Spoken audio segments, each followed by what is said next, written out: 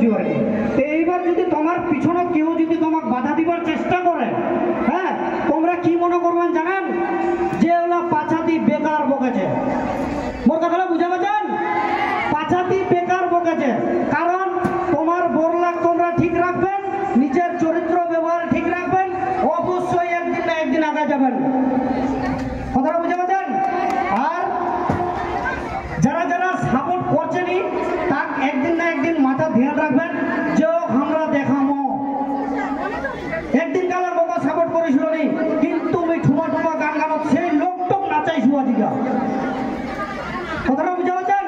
এরকম একটা জিনিস বার করে নিবা হবে যেন ওই মোর ভিডিওখান 10 বার দেখে। কথাটা বুঝে পাচ্ছেন? লোকের কথায় কেউ কান দেন না, যায় যে পারে সেই হোক, মনে করবেন পাছাতে হলে বেকার বকেছে।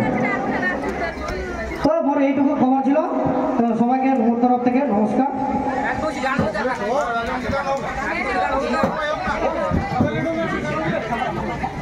যাই হোক, আমার মাঝর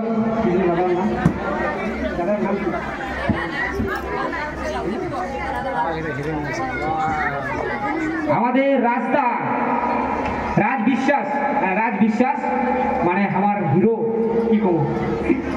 তো আমরা তো সোশ্যাল মিডিয়া নতুন কাজ করছি, কিন্তু এই মানুষরা দীর্ঘদিন ধরে কাজ করে আসছে। এই মানুষরা আমরা ফেসও চিনিনি। তো এই মানুষটার সঙ্গে যদি আজকে আমরা পরিচিত হয়ে যায় না, একের পর হাত দিয়ে আমরা অনেক দূর আগে পাবো। তোমরা সবাই একটা রাজদার মুখ থেকে কিছু কিছু শুনো, আশা করি তোমার অনেক কাজে দেবে। Rajda hello, thank you so much সকল ভাই বন্ধু এবং দাদা সকলকে জানাই অনেক অনেক ভালোবাসা। সকলে সুন্দর সুন্দর ভিডিও করো, প্রত্যেকে এগিয়ে যেতে হবে।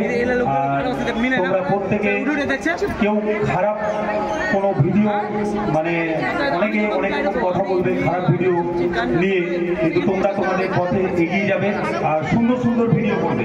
যে যা বলছে বলুক, কারণ প্রত্যেকের বাড়ি থেকে অনেক অনেক প্রবলেম হয়।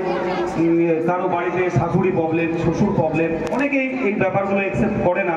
তো আমি চাই তোমরা প্রত্যেকে নতুন নতুন প্রজন্ম যারা আছো সুন্দর সুন্দর ভিডিও করো, এগিয়ে যাও আর কাজ করে যাও, একদিন সফলতা অবশ্যই পাবে। এতটুকুই, থ্যাংক ইউ।